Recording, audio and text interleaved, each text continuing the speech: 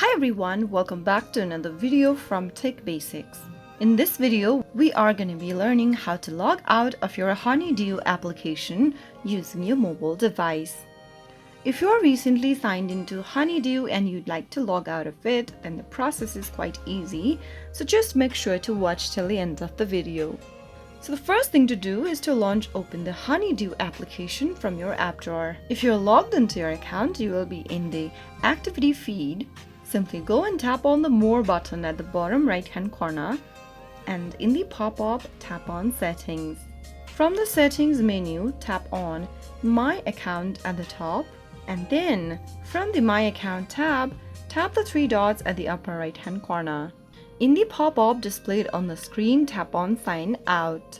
Click on Log Out in the pop-up, and you will then be able to sign yourself out of your Honeydue account using the Honeydue mobile application. So that's it for today's video. If you found the video to be helpful, go ahead and give us a thumbs up.